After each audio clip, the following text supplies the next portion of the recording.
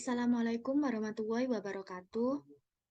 Perkenalkan kami dari kelompok 25 Laboratorium Sistem Informasi Manajemen dengan anggota kelompok saya sendiri Maulida Dewi Amanda, NPM 21032010119 dan partner saya yaitu Wafa Muksito Subhan dengan NPM 21032010127. Di sini kami akan mempresentasikan mengenai modul 3 yang berjudul PHP dan Database. Yang pertama adalah penjelasan mengenai materi modul terlebih dahulu.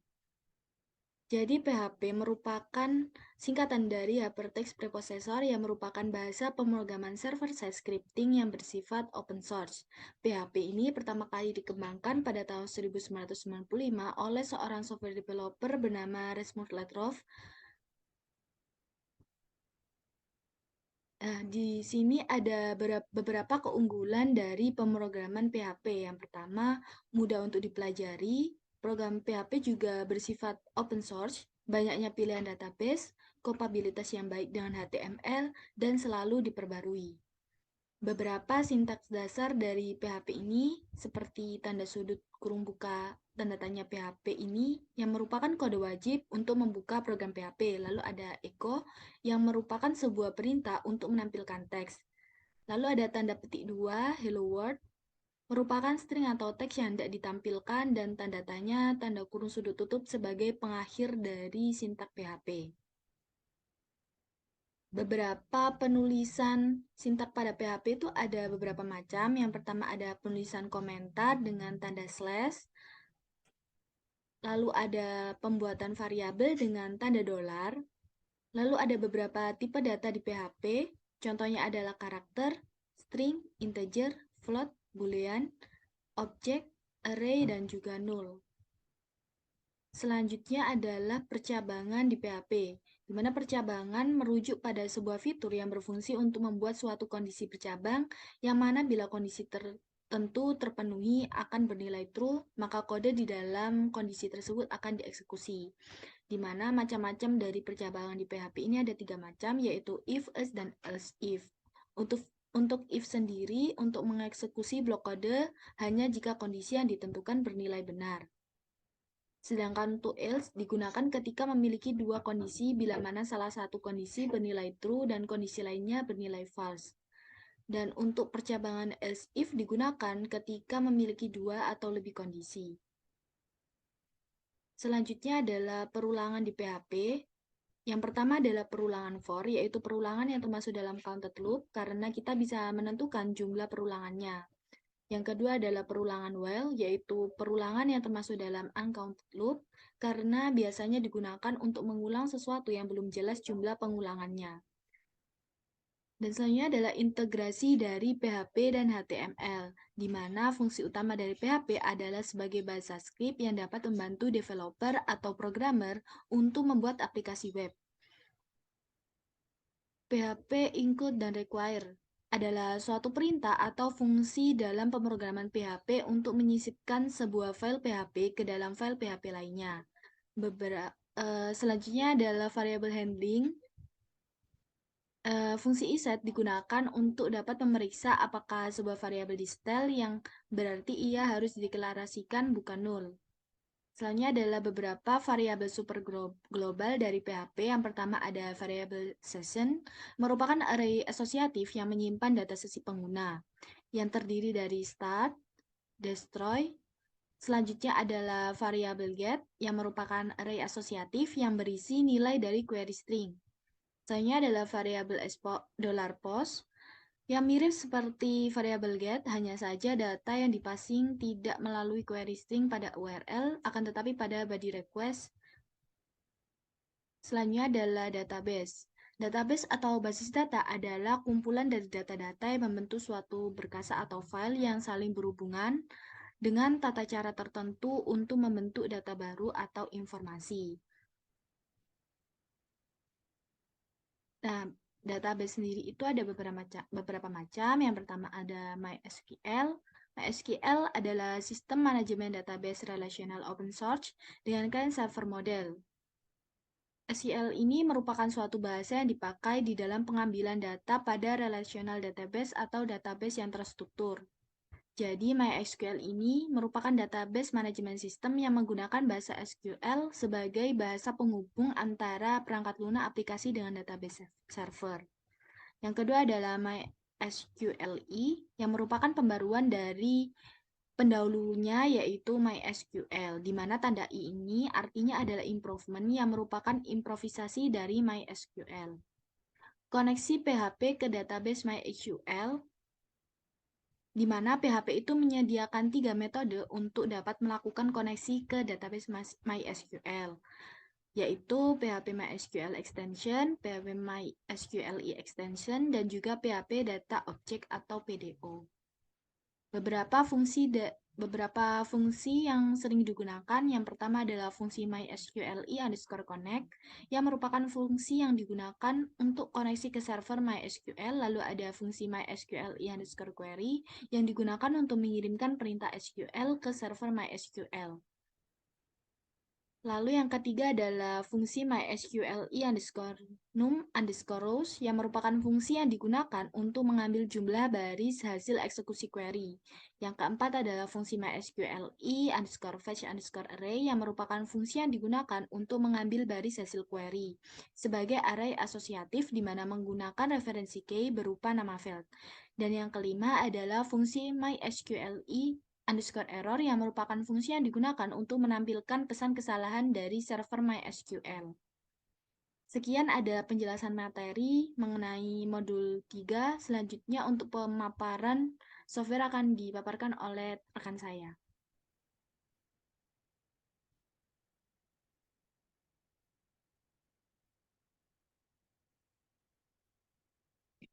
Jadi ini saya lanjutkan dengan aplikasi pada web atau kita perkodingannya. Nah, sebelum kita masuk ke codingannya, di sini kita akan membuka aplikasi SAM terlebih dahulu, lalu mengklik start di sini dan start juga di MySQL, lalu langsung klik admin. Nanti ketika sudah klik admin, maka akan masuk ke halaman seperti ini. Nah, setelah masuk ke halaman ini, di sini saya sudah membuat sebuah database, yang ini penyewaan baju adat, di mana terdapat 3 tabel, yakni tabel customer, tabel karyawan, dan tabel produk. Ini apabila diklik satu persatu maka akan terbuka di mana pada tabel karyawan ini terdapat ID karyawan, nama karyawan, umur, telepon, email, username, dan password. Begitu pula dengan tabel produk dan tabel customer. Nah, sebelum kita masuk codingan, database ini sudah perlu tersambung agar nanti ketika kita buka web, webnya berhasil terbuka. Nah, selanjutnya kita akan membuka codingan kita. Di sini saya sudah membuat codingan, kita akan membahas satu persatu. Nah, yang pertama yakni kita masuk ke file index.php. Nah, di mana di index.php ini terdapat beberapa variabel, yang terdapat hostname, username, password, dbname, sama con. Nah, di sini digunakan query MySQLi_connect, yang mana digunakan untuk membuat koneksi baru ke server MySQL. Nah, ini akan menjadi base utama dalam membuat coding-coding yang lainnya. Kenapa? Apabila indeks ini salah, maka kita tidak akan berhasil masuk ke halaman login dan yang lain-lainnya. Nah, selanjutnya setelah halaman index, yakni halaman home. Nah, di sini halaman home kita menggunakan HTML dan CSS, yakni Tailwind. Di sini kita akan buat navbar seperti berikut.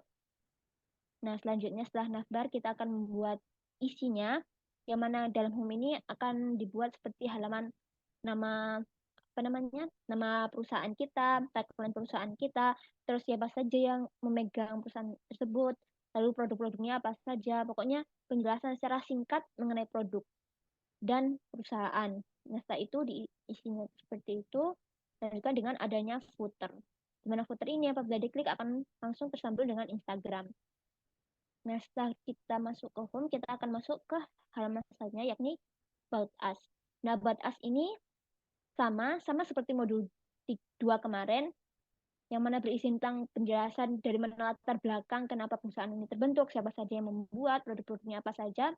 Itu sama dengan modul 2, hanya saja ditambahkan dengan navbar dan juga footer. Nah, yang selanjutnya setelah itu kita akan masuk ke halaman kontak. Nah, di mana halaman kontak ini kita akan memasukkan kontak-kontak apa saja yang berhubungan dengan perusahaan kita, yang maksudnya bisa dihubungi apabila ingin menyewa baju adat. Ini pada halaman ini kita masukkan navbar. Lalu terdapat tabel mengenai data-data kontak perusahaan kami.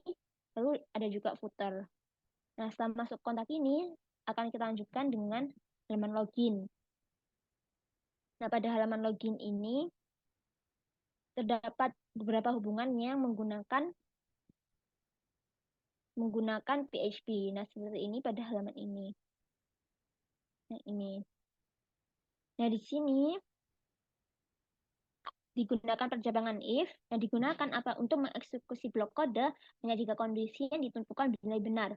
Nah, apabila kita sudah login dengan username dan password yang benar, maka akan langsung login dan masuk ke halaman dashboard dari halaman setelah login atau halaman dashboard atau halaman utama admin lah. Habis itu yang selanjutnya ada variabel handling iset yang berfungsi untuk memeriksa apakah sebuah variabel disetel yang berarti ya harus dideklarasikan atau bukan null. Dan itu ada juga variabel $post yang memiliki fungsi yakni mengakses informasi. Lalu ada variabel session, di mana variabel session di sini yang digunakan adalah variabel session start yang digunakan untuk mulai session. Lalu ada include untuk menyisipkan sebuah file PHP ke dalam file PHP yang lainnya. Lalu dapat percabangan else yang digunakan ketika memiliki dua kondisi yakni true dan false. Lalu di sini digunakan query yakni query MySQLi numerals yang digunakan untuk mengambil jumlah baris hasil eksekusi. Lalu ada MySQLi query yang digunakan untuk mengirimkan perintah SQL ke server MySQL, di mana yang di sini digunakan yakni select dan where. Lalu, seperti itu. Ini untuk halaman login PHP yang digunakan. Apabila login berhasil, maka akan dilanjutkan dengan halaman dashboard. Dan apabila tidak berhasil, maka akan muncul alert seperti username atau password Anda salah. Nah, setelah login ini akan dilanjutkan dengan halaman dashboard, di mana halaman dashboard ini berisi sama seperti tadi, di mana ada session start, yakni untuk memulai.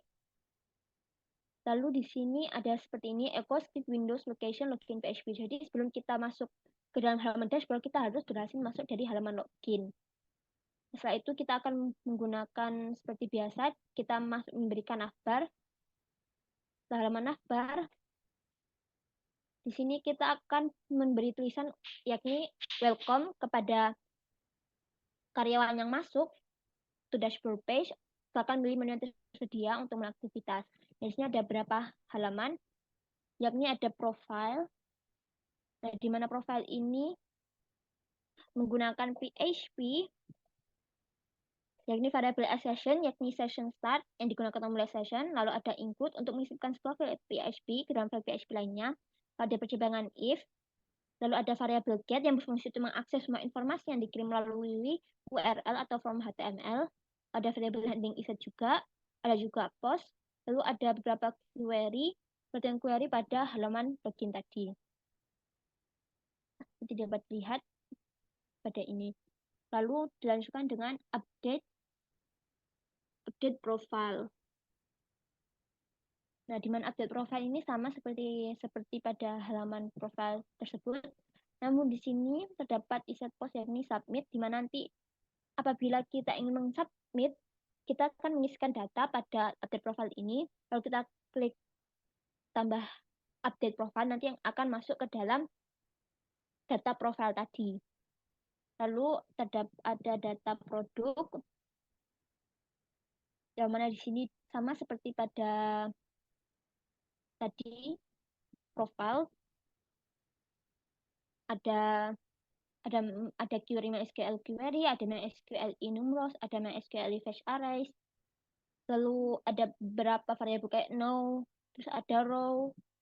Habis itu ini untuk MySQL query terdapat select, order by, ada dash.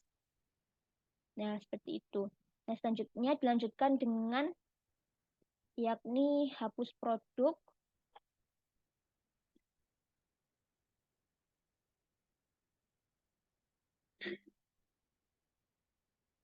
Nah, selanjutnya yakni ada coding dari hapus produk di mana dapat include, lalu ada if juga, ada iset, terus ada variable get. Bisa menggunakan query MySQL query dengan pernyataan delete dan where. Nah, seperti itu. Lalu data customer yang sama dengan data produk dan harus customer yang juga sama dengan produk. Lalu yang terakhir yakni ada logout. Logout di sini digunakan session start sama session destroy yang untuk mengakhiri semua yang sudah diinput tadi, lalu kembali ke halaman home. Asalnya kita akan masuk ke pengaplikasian web. Nah, di sini saya sudah buka web, yakni halaman home. Nah, di mana halaman home ini seperti yang tadi saya jelaskan, terdapat navbar. Di sini di navbar ini terdapat logo, terus nama web, nama PT, terus ada halaman home, ada halaman about us, halaman kontrak, dan halaman login. Nah, di sini kita berada di halaman home, mana terdiri dari penjelasan umum, dan ini gambar logo, nama PT, tagline, lalu produknya apa saja, lalu untuk apa namanya pemiliknya, dan ada footer. Nah, selanjutnya dengan halaman about us. Halaman about us ini sama dengan halaman pada modul 2 kemarin, namun hanya dengan tambahan yakni ada navbar dan ada footernya. Lalu selanjutnya ada kontak, di mana kontak ini adalah media sosial kita, di mana apabila kita mengklik logonya ini akan langsung terbuka pada website Instagram dan website TikTok kami. Selanjutnya kita lanjutkan dengan halaman login. Nah, di sini halaman login kami dapat logonya kami, terus welcome to login page. Nah, di sini kita tinggal mengisikan username kita. Ini username saya adalah Wafa. Password 1, 2, 3, 4, 5, 6. Lalu di sini kita klik login. Nah, setelah kita mengklik login dan berhasil, maka akan muncul dashboard sebagai berikut. Nah, dashboard ini terdapat navbar juga, navbarnya berbeda isinya, yakni isinya ada profile, data produk, dan data customer, dan logout. Ini ada tulisan welcome to di dashboard page. Kita akan menu yang tersedia untuk mulai aktivitas. Nah, di sini ini adalah halaman admin apabila karyawan sudah masuk. Jadi kita akan masuk ke profile. Nah, di sini profile merupakan tabel data karyawan. Jadi misalnya saya tadi sudah menyebutkan, maka nama saya akan muncul di sini. Nah, kita akan coba inputkan the profile. Nah, di sini apabila kita menginputkan nama baru yang nanti akan menggantikan nama saya, nanti akan kita isikan seperti misalnya ex karyawan.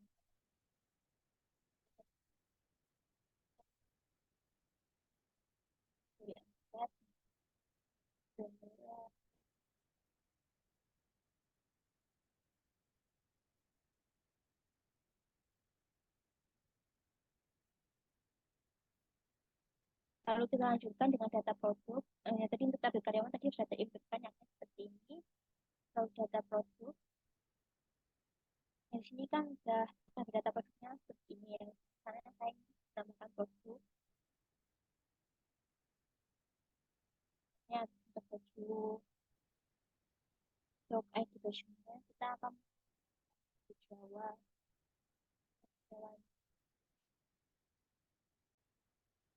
Setelah kita inputkan baju ada Jawa, dan ada harga sewa, di mana harga sewanya 80.000 dengan deskripsi misalnya untuk wisuda, untuk ketersediaan produk dari. Nah, kita ingin menghapuskan tabel data produk, maka akan kita tinggal aksi. Di sini ada gambar bin, kita tinggal klik, maka data akan hilang. Nah, untuk data customer juga seperti itu. Dimana data customer juga seperti itu. Dimana di sini nanti apabila kita ingin menambah customer, tinggal tambah data customer, lalu kita apakah maka tinggal klik tambah data customer. Pokoknya untuk data customer sama dengan data produk. Nah, selanjutnya apabila sudah, maka kita lanjutkan dengan logout. Nah, akan kembali ke halaman home. Nah, untuk aplikasi websitenya sudah seperti itu. Sekian dari kami. Terima kasih. Wassalamualaikum warahmatullahi wabarakatuh.